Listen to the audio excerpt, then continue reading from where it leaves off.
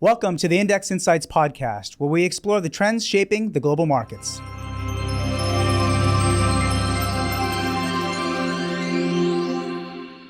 I'm your host, Rahul Sen Sharma, and today we're talking about a sector that's evolving faster than ever before, global defense. Joining me today is someone with deep expertise in emerging themes and market dynamics. Ryan Issakainen from First Trust, our special guest and exchange-traded fund strategist. Ryan, welcome. It's great to have you on the podcast. Rahul, thank you for having us. Pleasure to be with you. Thanks for coming all the way down from Syracuse as well. So let's start talking about defense, and let's talk about kind of the big picture.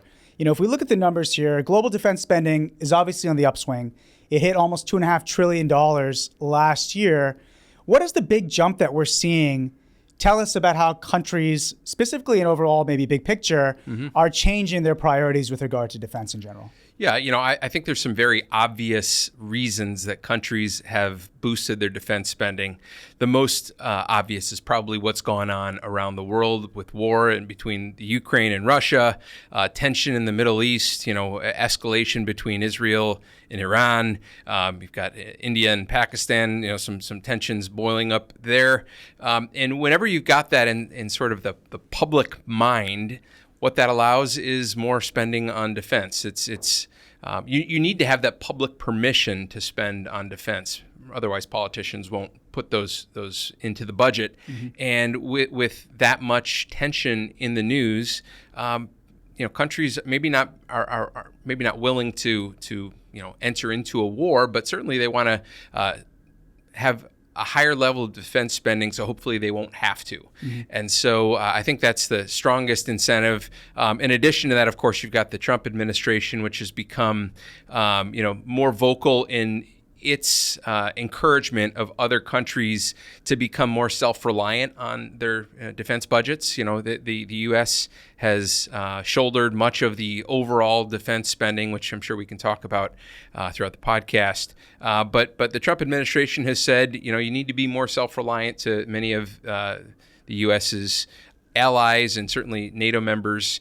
So that has certainly encouraged more spending. And then I think the other factor that is certainly playing into the increase in budget outlays for defense is all of the new technology. And, you know, it's no longer sort of the big aircraft carriers and battleships and traditional fighter jets that is what we're focused on spending in the defense category, but other sort of newer technologies, to fight either a kinetic war or even a cyber war. And so all of those are, I think, encouraging more spending or more outlays dedicated to defense. Very good. And I think, you hit on a couple of really good points there. I think the first one we can talk about is the U.S. and how the U.S. is still, if you look at globally, 40% of global defense spending.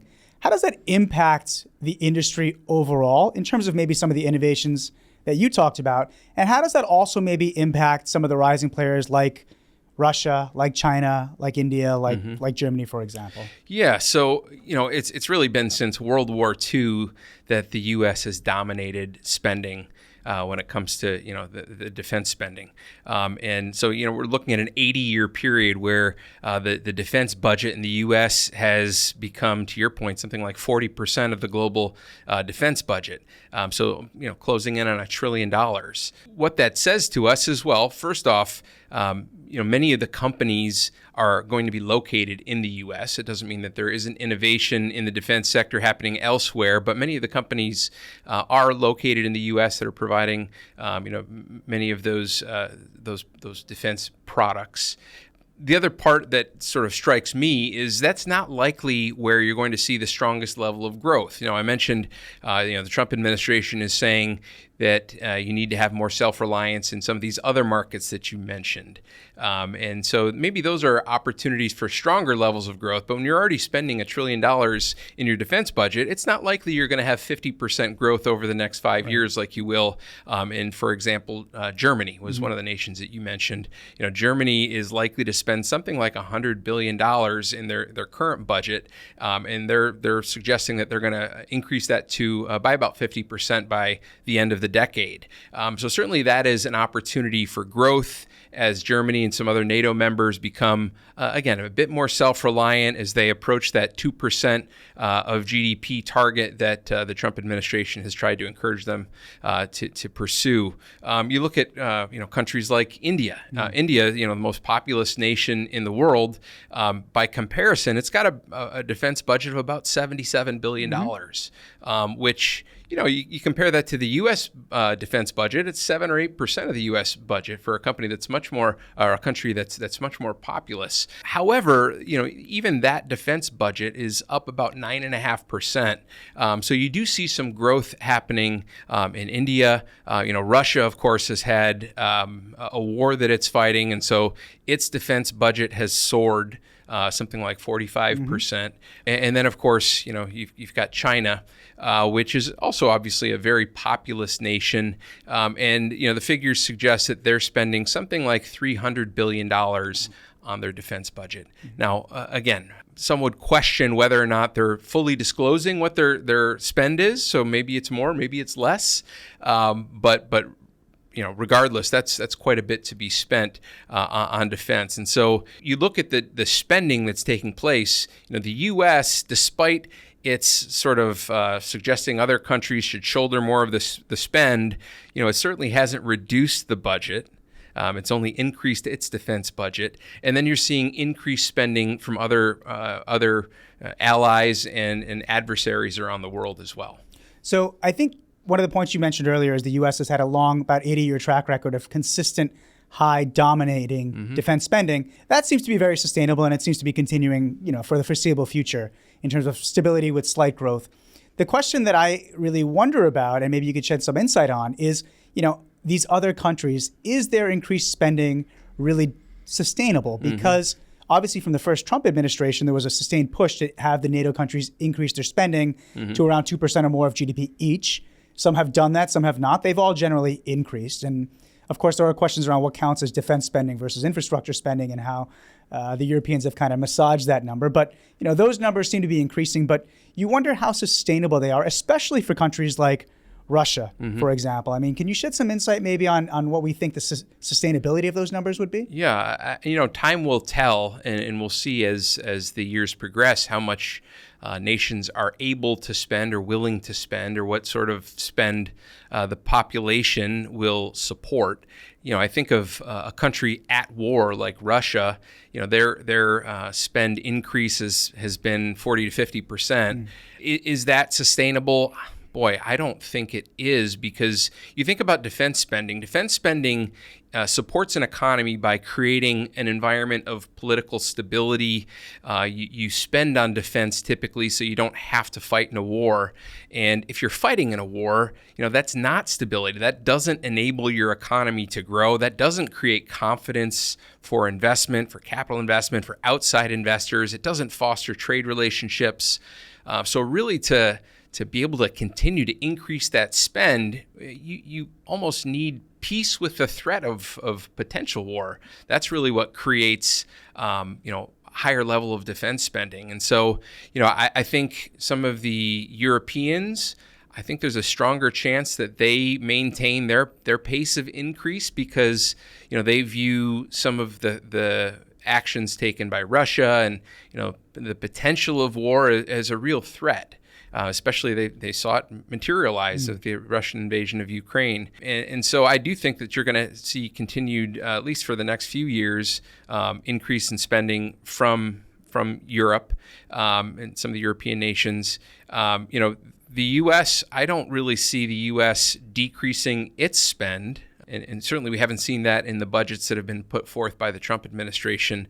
But when it comes to some of the spending that's been done by Russia, the only way that they can maintain that level of increased spending is by, having the ability in other parts of their economy to continue to increase trade and, their ability to sell oil, for example, or other commodities in the world markets. And obviously, the Trump administration is trying to make that more difficult by, putting tariffs and things on other countries that might do business with Russia. I think it's a really good point you make about the U.S. spending and the likelihood that it's not going to decrease, only increase if you look at the U.S. kind of position geopolitically as well as from a security standpoint. I think the U.S. also has a mandate to be able to fight a two-front war. So that doesn't seem like it's going to be going anywhere. From a big picture spending perspective, what exactly are these countries really spending on and investing on? Because when a lot of us, myself included, think of defense traditionally, we think of kind of the nuclear triad, we think of submarines, we think of tanks, we think of aircraft carriers and other types of ships. But it seems like these countries, especially driven by what's happening in Russia and Ukraine, they're really spending in a lot of innovative areas that are also attracting a lot of investor interest outside of what we would call traditional defense. Can you maybe shed a little bit more light on that? Yeah, and it's interesting. A lot of times what you've seen historically is certain types of innovations can be sort of introduced in the military, and eventually they become commercialized. And I think that's some of what we'll see in the years ahead. But one of the areas of spending that has certainly been in the news and has attracted investor interest has been taking sort of unmanned aerial systems or drones and sort of integrating artificial intelligence and using that as a battlefield tool. That's had a lot of real world application in the conflicts around the world, especially in the Ukraine and Russia war. And so I think that's something that we'll continue to see more and more development, more and more investment in. And again, the hope is that you have some of these things that are applied militarily that can be applied commercially. Another area that we've seen some interest in has been the EVTOL, the eVTOL. The electric vertical takeoff and landing types of vehicles. And, I think of those and their ability to sort of deliver things, whether it's munitions or supplies or soldiers or something like that in an area where maybe you don't have the infrastructure in place for runways and things like this, where these are vehicles that can run on batteries, so you don't necessarily have to worry about resupplying fuel or something like that. They can vertically take off and land in places that maybe you couldn't a traditional sort of aircraft. But then again, I think about the potential commercial application for those types of vehicles. And it's really kind of interesting. It takes me back to my childhood. I remember, the Jetsons and the cartoon, everyone's flying all over the place. And maybe at some point down the road, we'll have that sort of technology where you're seeing these vehicles that are taking off and landing vertically, where they can transport around in more populated areas that aren't related to military. Certainly we've seen investments in artificial intelligence, and one of the biggest investors in AI has certainly been the U.S. government. And the need to integrate some of those AI systems into other technologies. And, I'm sure we can talk about that a little bit more. And then that's related to the fourth area that I was thinking about as you're asking your question, and that's cybersecurity and the ability to defend against cyber attacks. Because as you know, Rahul, everything is connected to digital infrastructure, whether it's your power grid, whether it's your water systems, your sewers, all of your critical infrastructure is now digitally interconnected. And whether you're on the battlefield or whether you're fighting or whether you're protecting the homeland, all of those things have to have robust cybersecurity. And of course, the other side of that is the ability to conduct war based on the cyber domain. And that's another area that is become more and more important for companies providing services to governments like the U.S. So you mentioned four really key areas of investor interest there. You mentioned drones, AI, eVTOL, and you mentioned cybersecurity. It sounds like you're suggesting that all of them will be very integral in terms of global growth going forward in the next few years and beyond that. But do you kind of feel that one of them maybe is the kind of easiest or lowest hanging fruit of those four? Yeah, so, they're all integrated. So that's a really interesting question. It's a tough question. I think the one that maybe underlies the others is cybersecurity, because your drone is rendered ineffective if you don't have control of that drone, if you don't have proper cybersecurity. Same is true with any sort of infrastructure or system, or an eVTOL, or even your AI. If you don't have access to that data center, if you're hacked, that becomes a problem. And so I think cybersecurity is the technology that underlies a lot of these other technologies. And especially as we look down the road at the potential of quantum computing and the need to develop post-quantum cryptographies, and I think that is an area where you're going to continue to see strong investment, because it really is foundational for many of those other technologies. I agree with that, because if you look at what's happening from a news perspective, most American consumers think about AI as the kind of most pressing thing in their minds. But you're absolutely right. If the cybersecurity isn't there, then it's kind of irrelevant. All right. And you read constant articles about how basically every American's data has been hacked.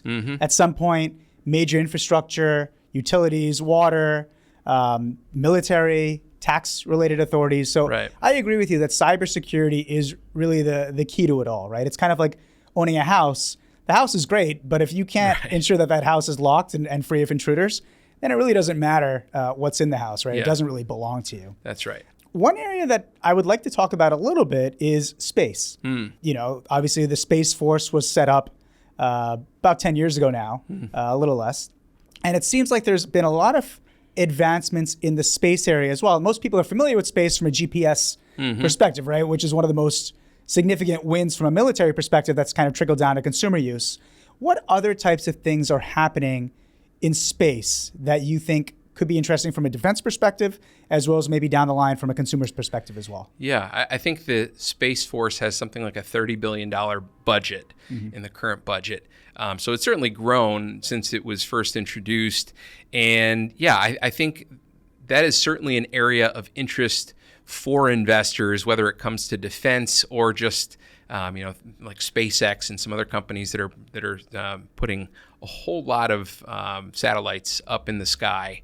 As we think about the ability to utilize some of those satellites for GPS and navigation, one of the things that comes to mind from a defense standpoint is kind of like we were talking about cybersecurity. What happens when you've got something that's hacked? What happens when your GPS isn't working anymore? And that creates the need for parallel systems and redundancies. And those are also projects that are that the defense companies are hard at work in providing backups, because you need to have the ability for those drones to actually know where they are, where they're positioned. You need to, as these companies are setting up the ability to target for missile launches or whatever it might be, they try to do that very accurately, right? They need to be very accurate, and in order to do that, you have to have a robust space system. And so I think that's a very important area of investment. It's something that we have, I think, taken for granted. Like, I take for granted. I don't know about you. When it comes to our daily lives, I just assume that if I go on my iPhone and I plug in, Apple Maps, and I hit a destination, that it's going to direct me to the right place. Yeah. And even more so, that's important when it comes to some of the defense companies and their ability to to do things that are accurate. You really need to have pinpoint accuracy. Mm-hmm. What's exciting to me isn't so much the traditional defense that people think about when they think about aerospace and defense. It's these things that we're talking about here, because it seems like it really has the potential to have a massive impact on our lives in the coming years. Mm-hmm. My next question is, if we look at global defense spending, and it's 2% of GDP and rising, mm-hmm. expect it to rise more, is there the potential for some of these countries to really use that defense spending to drive, and are they starting to use defense spending to drive innovation and to try and reshape societies from a big picture perspective? We look at simple low-hanging fruit like the Europeans counting infrastructure spending mm-hmm. In their defense budgets. But are these countries also making a concerted effort in these other 4 areas and in space, the 5th that mm-hmm. we've been talking about? Yeah. Or is that kind of more haphazard at the moment and without a real cohesive strategy? I think that any of those companies, and they tend to be well-run companies, have an eye towards commercial applications for many of these technologies. Mm-hmm. And they should. I think the purpose of defense spending is to create disincentives for your adversaries to want to wage war. You want to create a stable society in which investors are willing to make capital investments because they're confident that those investments are going to yield benefits in the future. And to the extent that you can create that stable society through defense investments, that benefits the society and allows it to grow. And I think more and more countries recognize that.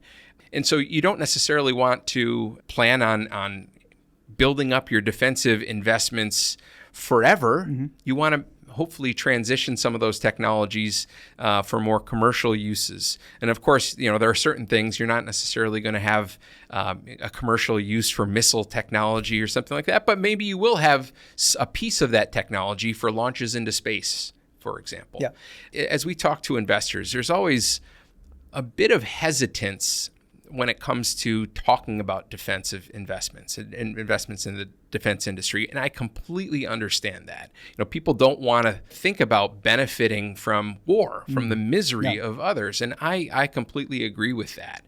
And so, what it comes back to, though, is the reason you invest in these companies, the reason these companies exist shouldn't be to wage war, but to keep war from happening.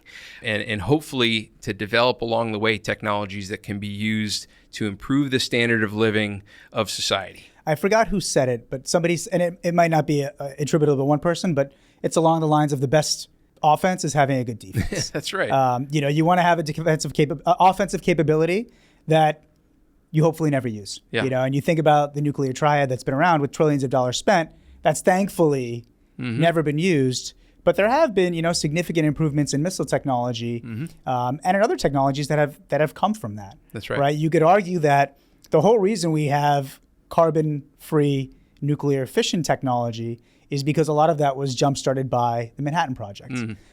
So I completely agree with you that it certainly is an uncomfortable subject for all of us. It's kind of like putting together your will and your trust estate planning, but it's something you need to do, and you hope that you're not going to have to use until you need it. It's similar, it's also similar to, why you have a police force. Yeah. Right? Yeah. You have a police force, not because you want a police state, but because you want a stable society where property rights are respected. Law and order is something that people come to expect so they can live in a stable society and, ultimately raises the standard of living of everyone. Yeah. That's why you have police. That's why you have military.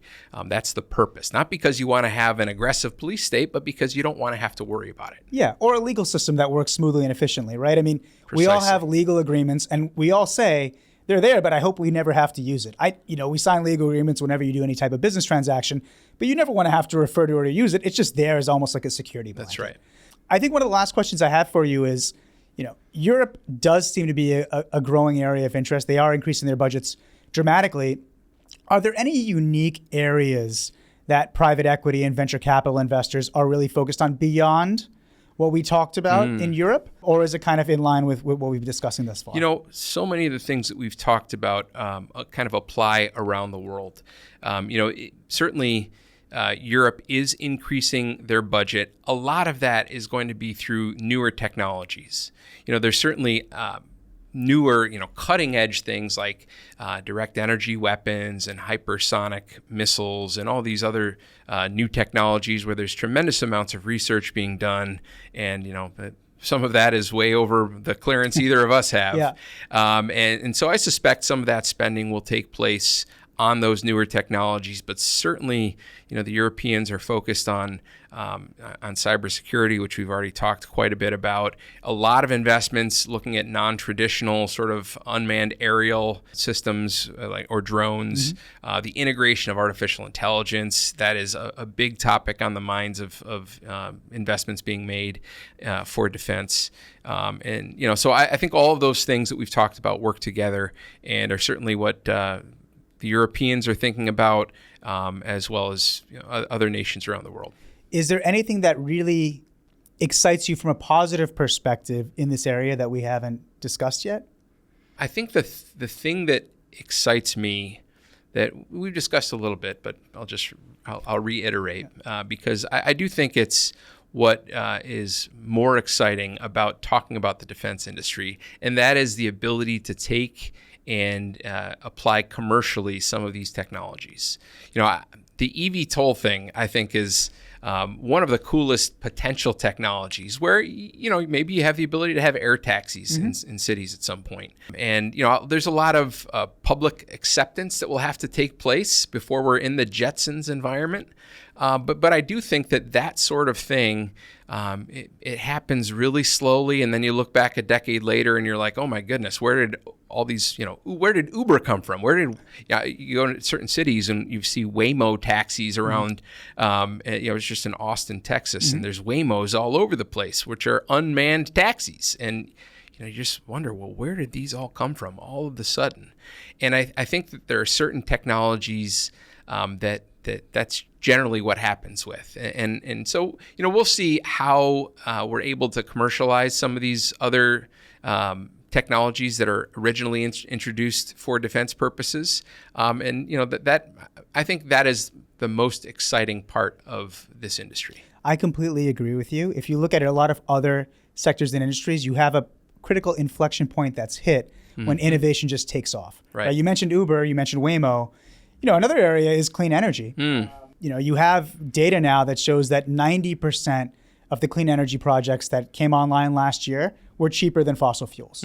If you were somebody who kind of, was frozen 20 years ago and woke up today, you'd be stunned at some of the developments that have happened. And I think the eVTOL and the air taxi story is going to be a really big story in the next 10 to 15 years as well. There are, of course, still some roadblocks in the way, right? There's the technology, it's still very early stage. There's the battery density. There's a lot of unknowns there. But if you look at the potential benefits of that versus traditional infrastructure, trains, for example, you could be much more efficient getting from, let's say, here in New York City where we are, to the eastern edge of Long Island. You can go to Penn Station and take the train in 3 hours, or if you had an air taxi, you could get there in, an hour? Yeah. Without spending billions of dollars on right-of-way infrastructure, updated trains and train sets. So I think, there's a lot of exciting things and a lot of positive things that can come out from a topic that is not necessarily the most comfortable thing to talk about. That's right. And I'm sure in the coming years, we'll look back at this conversation and really marvel, hopefully, at a lot of the positive things that have come out from some negative stories that are in the news today. That's right. So that's a wrap on this episode of the Indxx Insights Podcast. If you enjoyed this conversation, share it with your network, and don't forget to follow us for more insights. Until next time, stay sharp, stay informed, and Ryan, thank you so much for joining us. Thanks for having me, Rahul.